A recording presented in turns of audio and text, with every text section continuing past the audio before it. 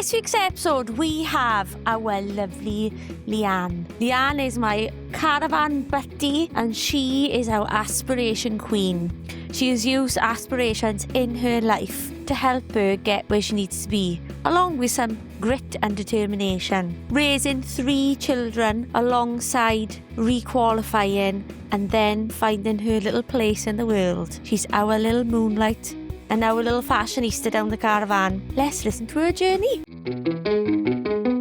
Just a reminder before we get into things, to follow me on Instagram, Miss Brightside25, and you'll find a link in my bio to sign up to my emails. But don't worry, I won't spam you. I haven't got that much time to write emails. So, let's get into it. Welcome back to the Power of Positivity podcast with me, Miss Brightside, and I've got another little guest to me today. I've got Leanne Evans, who is my Betty from the caravan. And we are here talking about affirmations, and I've asked her to come on because she has manifested loads of things in her life. She's a little aspiration queen, and she's a little inspiration for our caravan group, and Leanne. I am, I think. She definitely is. So, tell us a little bit about you and a little bit about your journey to your affirmations and how you got there. Just start at the beginning. My beginning started young. Yeah. College, getting pregnant young. So leaving college with my qualifications, but then having my daughter at 19. So what qualifications did you get when you were in college? GNVQ. I was doing my GNVQ art and design. Oh, okay. And I got pregnant in my second year. Okay. So they were pushing me to go to do my degree, but there's no way I could have gone and done a degree when I was having a baby in September, and I couldn't go to university in October. Yeah, childcare is hard, seeing it. Yeah, still with my partner, husband now, Neil. Neil the baby. Neil the baby. Yeah, so we call him the caravan. So yeah, we ended up having our first house, which was a council house. Lovely. After my mother's worry of not knowing which direction things were going to turn out and plan. And hindsight's a wonderful thing, seeing it. Yeah. Because if you could tell yourself something now, you'd be like, it's going to be all right. Yeah. You're going to get there. But at the time, it was just what was going to happen to me. Yeah. But no, it all worked out well. Things were tough, very tough, where we literally... I didn't work, or I might have had little part-time jobs here and there because I literally had nobody to look after the baby. So Neil used to go to work. He was doing his degree at the same time, all his qualifications up to his degree. So he was in college 1 day a week whilst I was at home with the baby. So he did that alongside working. Yeah. Then we lived in our council house for about 18 months, and with Neil's promotion, he managed to earn enough so we could buy our first house. Oh my God, that's amazing. So I think we were 20, something like that, buying our first house. That's amazing. And then from there we got married, had another baby, moved on. So I ended up having 3 children. And it got to a point then when my youngest went to nursery. Yeah. And Neil was like, something for you now. Yeah. Got to do something for you. Focus on you being not mum anymore, just being Leanne. Yeah.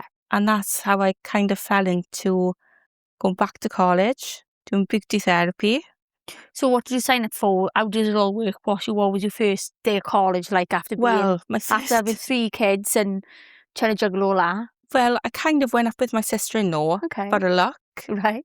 And went into what I thought was just to look at the lecture, and they were like, we've actually started, can you stay? And I was like, oh, right, okay. Yeah. Phone Neil, I've actually started. I'm starting now. Yeah. My sister-in-law had to get a lift home because I drove us there. Yeah. And that's how my first day was. It was literally, I fell into it. Wasn't sure if it's what I wanted to do. Yeah. But it was the best thing for me. Talk about deep end, literally rocking up and going to your first lecture. Like, oh no. Yeah. I always last minute me. Yeah. But that's how it started. So I did my first year there, level 1 and 2. So you did that while not working, just doing the qualifications while having the children, was it? Yes. I think...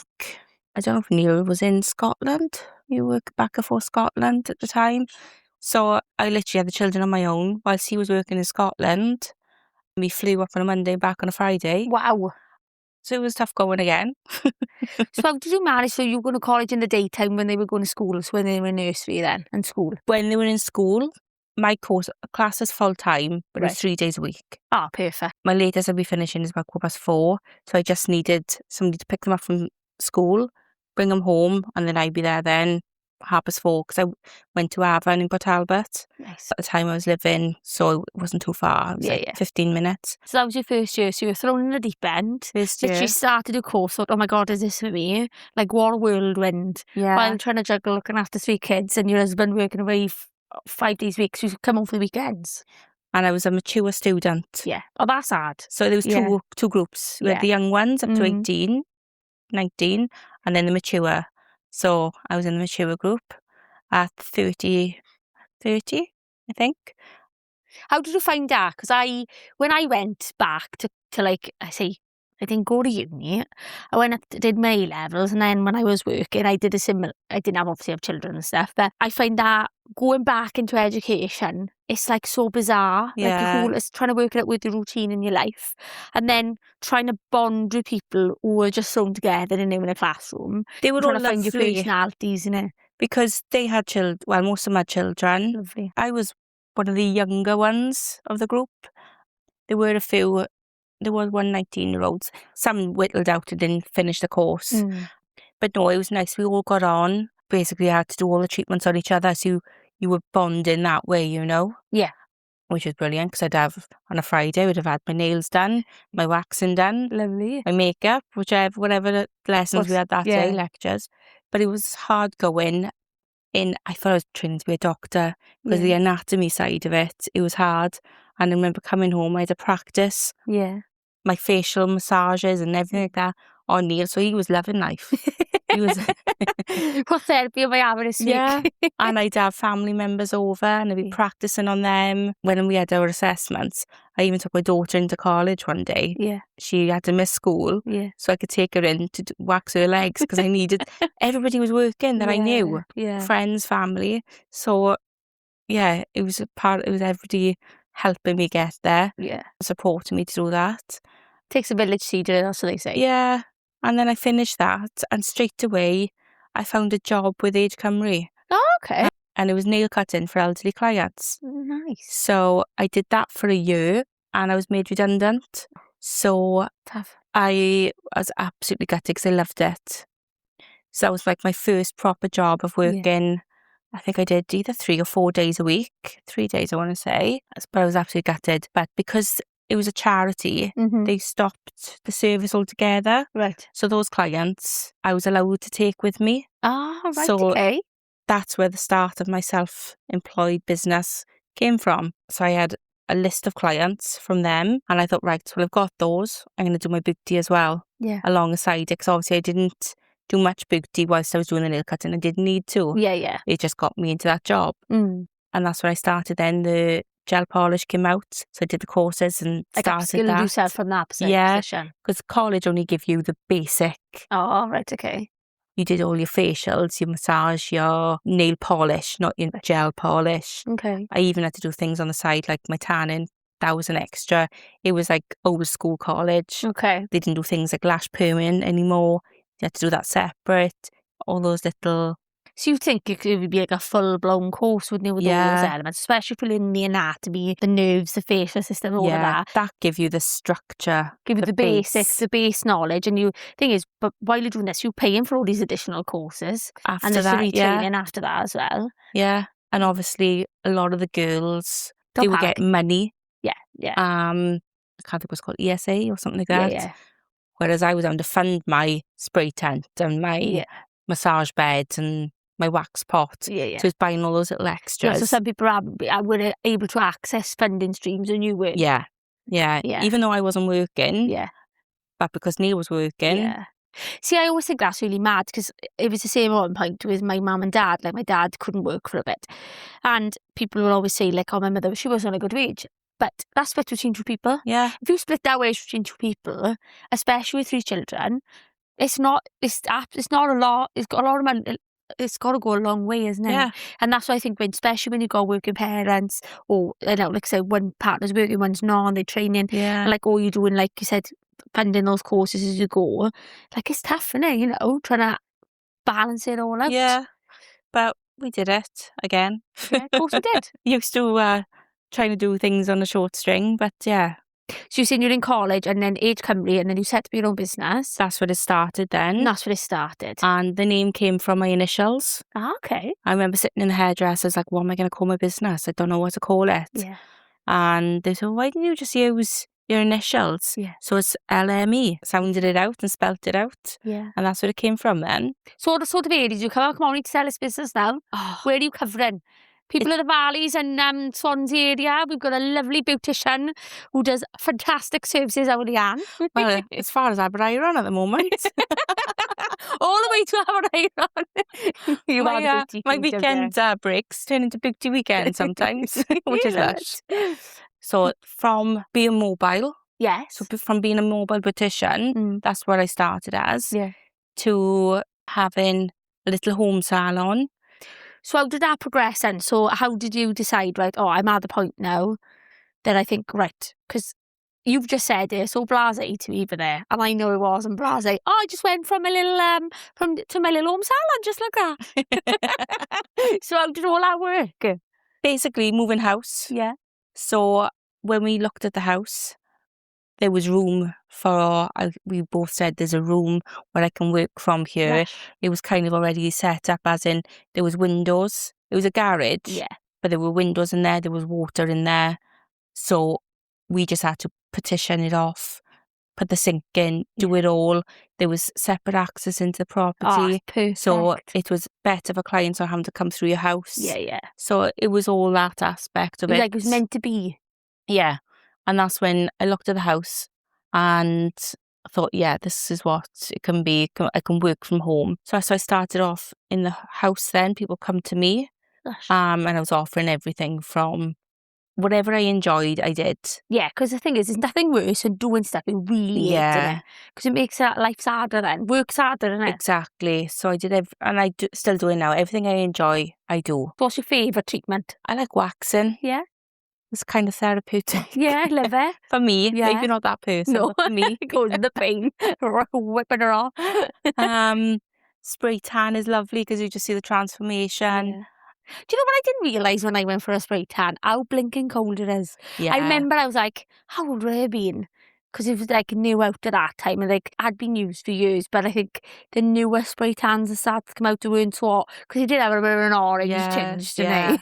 And I can't remember what type of one it was, so I went for a spray tan and I literally like, and the thing is, I was a bit of a self-conscious like teenager and she's like, yeah, chuck his paper knickers on, get your bra up. And I was literally like, and I literally had goose pimples coming out there because I just went, she started spraying and I was like, oh my God, it's like ice cold. But I know it sounds nuts, but I was thinking these things. You literally, it is so cold.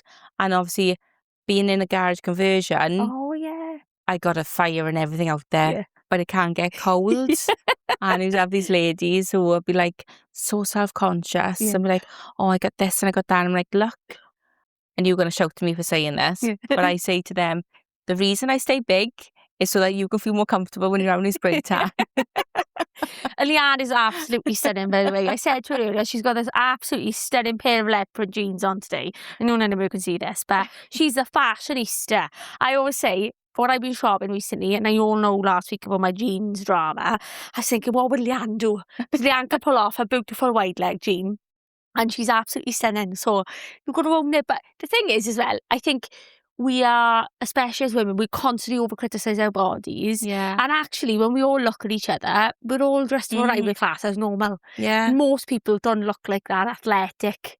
It doesn't matter what model, innit? Who you are and what you look like. Everybody has got that insecurity. Yeah. And being a beautician, you're also a therapist. Yes. Because you're sitting opposite somebody and when you got their hand and you're doing their nails, they kind of let go and they do talk to you about things. Yeah. And vice versa sometimes. Yeah. I remember once just crying in front of was a really good friend now. Yeah. But just crying over something. So yeah, it does work both ways. It's more than just a beauty treatment. Yeah. It's a free therapy session. Yeah. Because like you said, like you've heard me talk about before, blinking think counselling is the best thing since bread. But I think that's what us as girls do all the time. Talking therapy. Yeah. Talking out and we feel loads better. The time you've gone to have nails, then the time you leave, you think, I feel lighter. Yeah. Yeah. But then how do you cope with, because it's an heavy burden, because like in my job in HR, you carry people's emotions all the time and sometimes you're like, how do you stop yourself feeling that overwhelmness? Because they offload to you and you've got all that like weight on your shoulders, and I would describe it. Something I've kind of had to learn to deal with. Yeah. Starting with the nail cutting, I used to go to clients, and then one lady sticks out in my mind that I went there and it was cold and she couldn't afford to put her heating on, and she was sitting there with hot water bottles and a blanket on her instead of putting the heating on. Yeah. And then another lady which had no family, and I would be the only person she may see for those couple of weeks. Yeah. You were contact the outside world. Yeah, and it's learning to switch off from thinking about them. Years ago, I had a few clients which were on their own, and I did phone them on Christmas Day and speak to them. Oh, that's lush. Pre-COVID. And then there's one gentleman who I did phone on Christmas Day, and I never heard again off after COVID because he had no family down here, and he probably died. Yeah. And I check the papers then, when there's Don't worry. sometimes I find out, and sometimes I don't. Yeah. But you build a connection with them as well. Of course you do.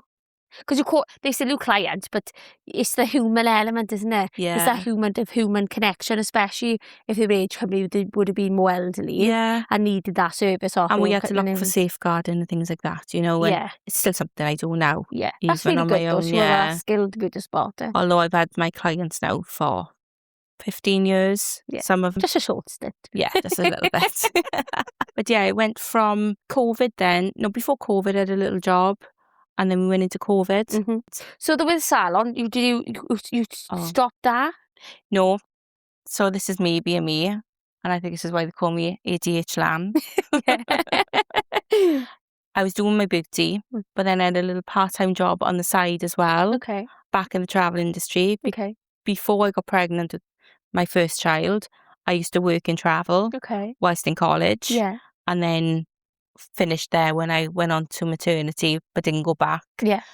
COVID hit, which meant I went into furlough, which being self-employed was the best thing for me. Because obviously I wasn't going to get paid being self-employed as a beautician. Yeah. So I was on furlough during COVID, and things with travel wasn't very good. No. Me and Neil spoke about things and decided it wasn't going to be for me to go back there, but I was going to open a salon above my hairdresser. She had space. I contacted her. She had space there. And that's where my first salon shop came from. So we did it all, our family all supportive of me again. Yeah. Did a lovely room, met new clients, had new clients. Did it for, I want to say, 2 years. And have that client base for 2 years is amazing, because it's really tough when you're starting off and you're moving from one location to another. But it's funny though that my original clients would be like, why have you come here? Even my hairdresser says, why do you want to come here? And I was like, that is the next step. It's to have a shop, to have a salon, you know. That's what I felt was the next step for me. We went to the salon and clients would say to me, but you had a lovely space back home. I liked coming back home. And I'd also had a lot of older clients. I was all at one level, which was great. Whereas in the shop, they had to come upstairs. Okay. So a lot of my clients, elderly clients, couldn't make the stairs. So then I would either go out to their mobile. So it turned out from me going from, I was still doing nail cutting mobile, to going to beauty mobile, which I wanted to get away from. To having the shop. So I was just everywhere. You were like being pulled from pillar to post. Fit it all in. And got a full-on family on the side. Exactly. Yeah. Superwoman. So I made a decision then to take it back home. Okay. So finished in the salon, and I thought everybody's going to be disappointed in me because I thought I was failing from closing that salon. Yeah. But it was getting to a point of me, do you know when you get that, you don't want to go to work? Yeah. Because I was thinking, right, I got to go up there to then go on the road to take my gel polishes on the road. Yeah. To come back to work in the salon, to then go back home. It was just too much throwing. Yeah. And obviously the cost of running a salon as well, the overheads of that. And burnout. Yeah. You know, sounds like you're genuinely doing an awful lot. You're not looking after yourself for the sound of it. Well, I haven't looked after myself for a long time. You should. But yeah, took it back home. On that journey, you manifested a point in your life for where you wanted to be. So how did you focus your mind? What was your approach to it? How did you look upon it? I don't know what started me thinking about it, and I can't remember what introduced me then to thinking this way. I started seeing a psychic years and years and years ago, and there was things that she would say to me which all pretty much were like a tick list. They all came true. Yeah. But then it changed my mind from, I was brought up a Catholic, Mhm. obviously I'm still Catholic, Yeah. but I don't practice it, Okay. to talking to the universe, if that makes sense. Yeah, absolutely. So, and it started becoming a thing, and I think it was through COVID as well. It was a lot on TikTok and things like Yeah. that about manifesting, and it started, it was just little things like, I know, like when Neil really wanted a new job or something, he Mhm. was, and I would start talking and it's kind of praying, but it's Yeah. talking to the universe, Yeah. asking for him to get that job, Yeah. wanting him, so just praying, please, please let him get a new job because it was affecting him. Yeah. He wanted a change.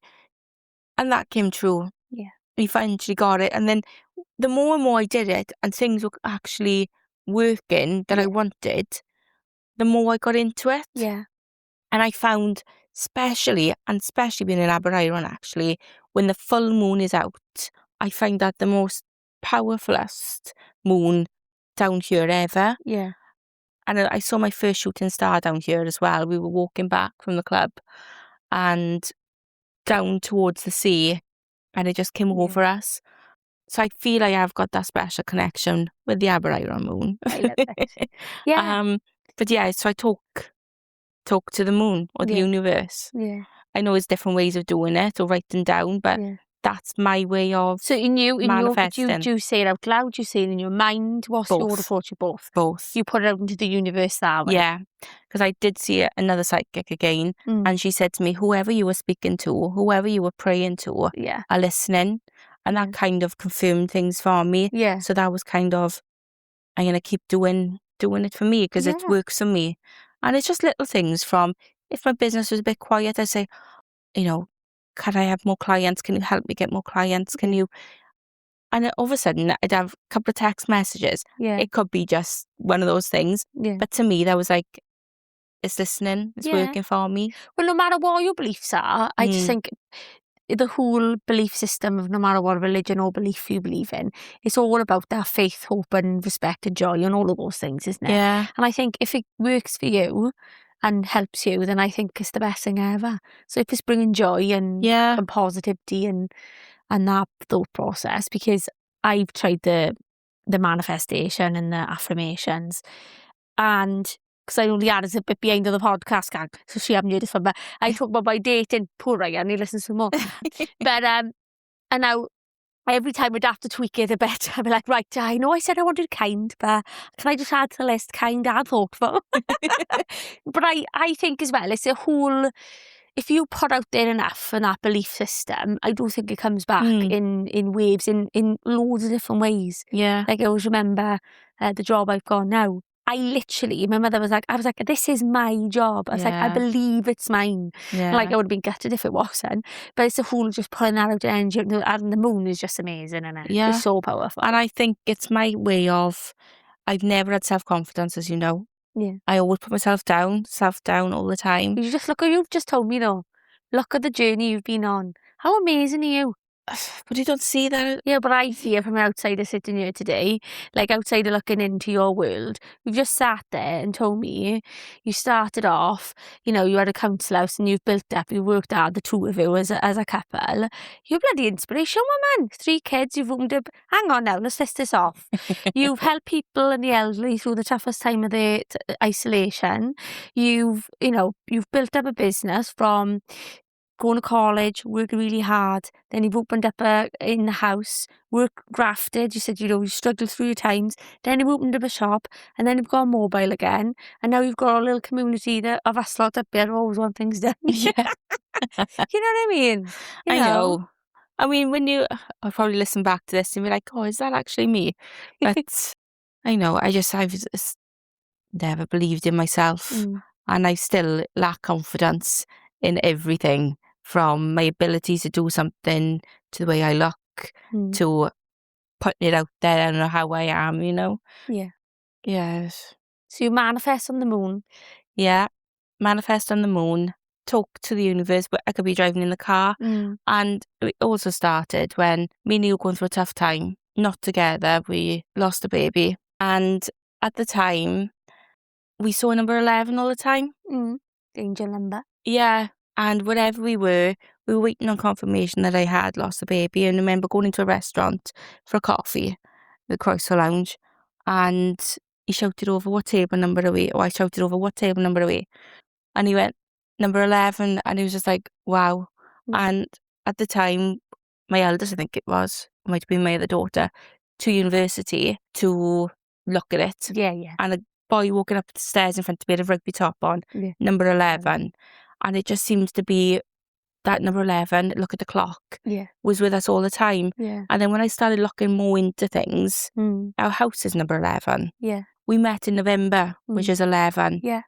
We got married 3rd of August. Yeah. I add the numbers up, which makes 11. Yeah. You know? Yeah. So the more and more I looked at it, that number became special to us. Yeah. And I do find when I need a little bit of support, that number is there for me all the time. Yeah. So now it's on my car as well. It's on my registration. Love it. Along with my business name, LME. Yeah. See, it all comes to you, and like it makes sure that they always know you're there. Yeah. That's the reassurance from the universe. So I haven't got to say that affirmation or anything anymore. It's on my registration. And it's there with you all the time. We love it. That's one of the reasons why I started the salon, the shop, was because I'd had the miscarriage and it's like, right, it's time for me now.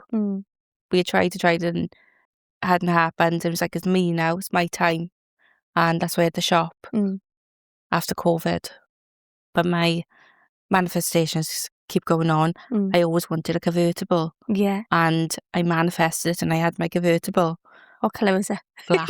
Nice. I love it. And the only reason I got rid of it is because I've had a grandchild. Oh, see? And you needed to put a car seat in there. Needed a bigger car. There was no way I could have put a car seat in that car. Yeah. Although he would have absolutely loved it. Yeah. Because he loves his cars. But one day I'll have my car again. Yeah. We're going to manifest it. I will manifest it. Yeah, and if I want one, I will have it. Yeah. And that's what I tell myself. Love it. So will manifested anything else in your life? I always speak to the universe about protecting my family. Yeah. There's always one thing I say, look after them, make sure they're healthy and well, especially if they're struggling. Or I try not to put too much out there at once. Yeah. You pick something and focus on that. Yes. And it's not every day, but it's more thing when the moon is there, when I notice the moon. I don't follow an app with the moon. I just think, I feel like it comes to me when I need it. Yeah. And the other night, I could see the moon. It was just coming through the bedroom window, and I feel it's telling me I need to speak to you. Yeah. So that's when I will say something as well. Yeah. I sound crazy. No, you don't have to at all. If you could feel the way I'm feeling at the moment, I feel like I can feel it off you. I feel like I'm a person who's like a bit of a sponge, like I absorb other people's emotions. Yeah. Like I feel a bit choked up when you're telling me the stories about losing the baby and all of those things. Because like I feel like, oh, I believe in you so much, Leanne. You do anything you put your mind to, girl. But no, because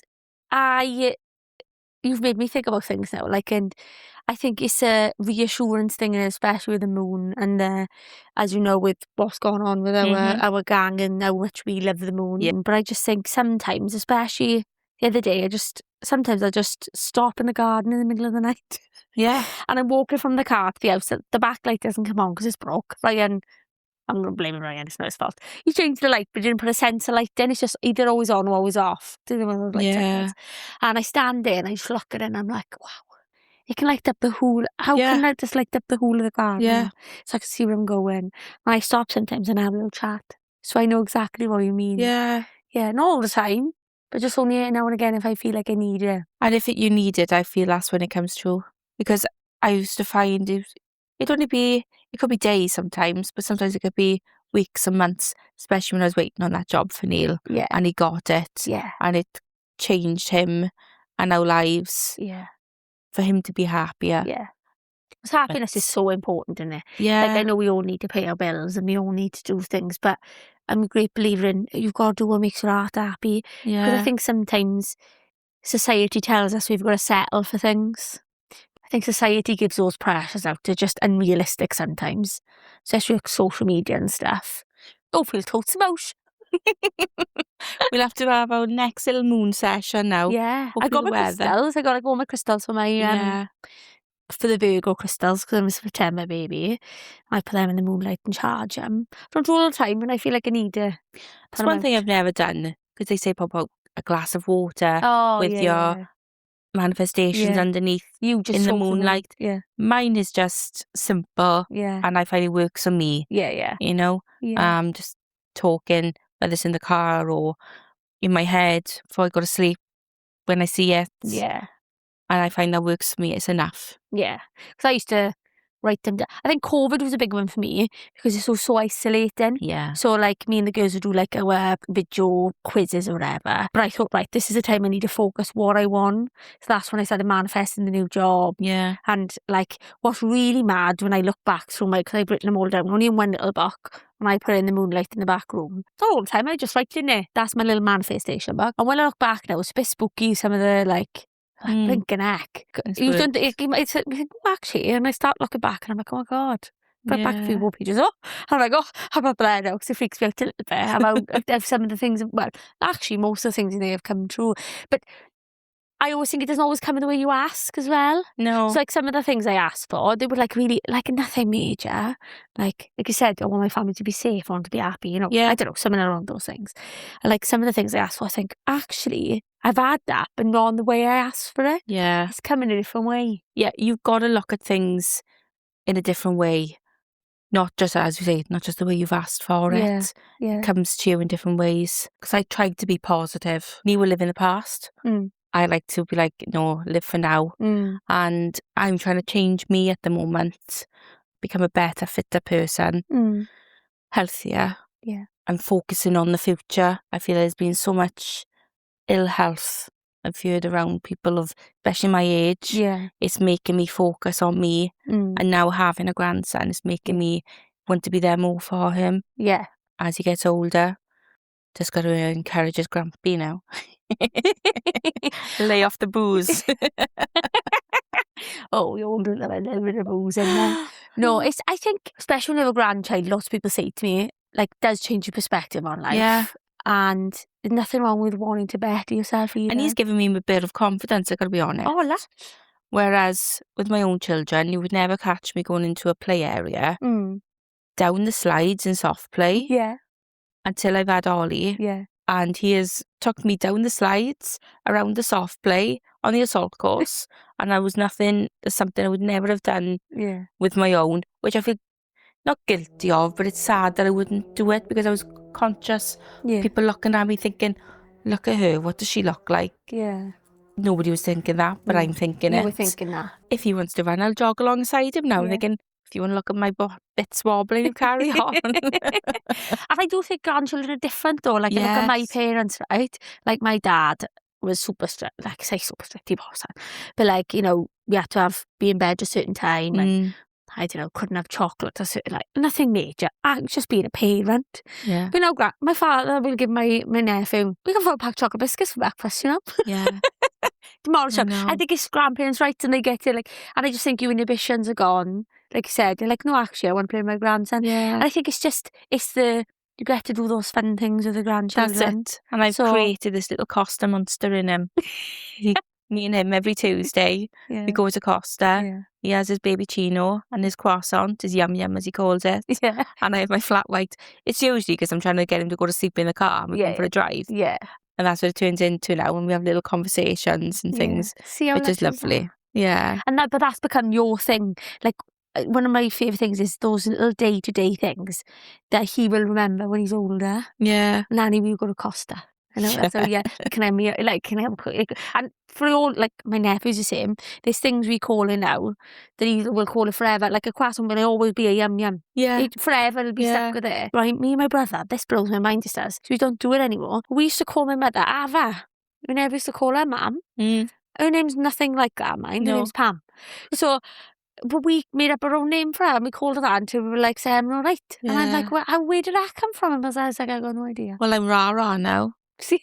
So it's gone from when somebody's saying when you're having a grandchild, what are you going to be called? I was initially it was going to be a Welsh name, it was going to be Gee or Mam Gee or something, but it's gone from Nana to Rara. Yeah. And that's what I am now, is Rara. Because everybody's going, you need to be called Glammy. Because, Leanne, you are the glam queen. I'm sitting here in a pair of leggings, white socks and a white t-shirt as my usual caravan gear. And Leanne's got leopard print, beautiful wide leg leopard print jeans on, like I said. And a beautiful, like, green t-shirt with coffee club on it. And just so chic. You do, though.